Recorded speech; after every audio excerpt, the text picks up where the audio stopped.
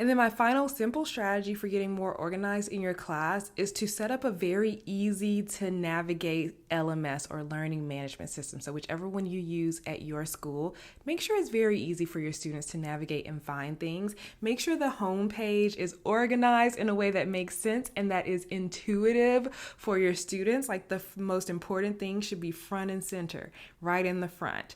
And if there's something important that they need to click on all the time, maybe it's helpful to put it in the navigation bar.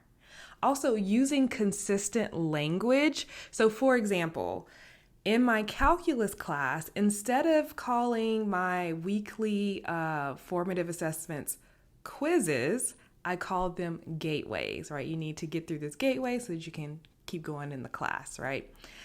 They're really just quizzes, just rebrand it to a different name. So I want to make sure that on my LMS, I'm calling it a gateway every single time, and I'm not switching the wording to quiz some of the time, because the students may think this is a completely different assignment that they have no idea what to expect it to be about, and they get nervous and they get anxiety about that. So trying to be consistent with your wording as possible is really helpful.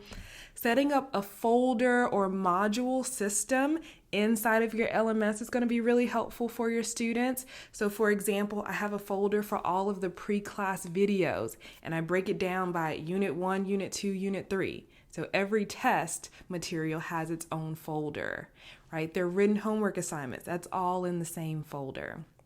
And I also am very ahead, maybe is the right word, with my announcements. So I'm actually not sending an announcement to my students every day or every day that we have class. I actually sit down and map out the next week ahead, and I write out a whole week's worth of announcements for my students the Friday before. So I have a Friday routine. On Friday, I sit down at my desk, I map out what I want to do in my classes for the next week. Doesn't mean I have to have the lectures planned. I just need a general outline of what's going to be due, what we're going to talk about, what the students really need to know. And I write down, here are your announcements for the week of, insert Monday's date. And then at the very top, I do the top main due dates. You got this homework due, we're gonna have a quiz here, and don't forget the test is coming up in 2 weeks. That's at the top. And then the next section, I'll say, to prepare for Monday's class, here are the things you need to do. To prepare for Wednesday's class, here are the things you need to do. To prepare for Friday's class, here are the things you need to do. And at the bottom, I put my information for my office hours, as well as tutoring and study hall and all the resources students need. I found that when I didn't include those resources in my weekly announcements, students would be emailing me all the time. When are your office hours?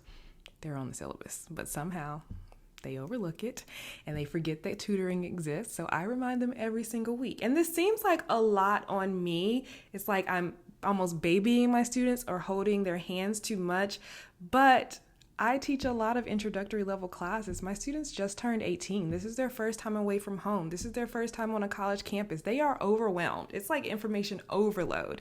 And they truly appreciate me taking the time to make it just a little easier for them. I'm not making the class easier. I'm not making my content easier. I'm just making the experience better for them and making everything more easy to navigate so that they do have the capacity to learn.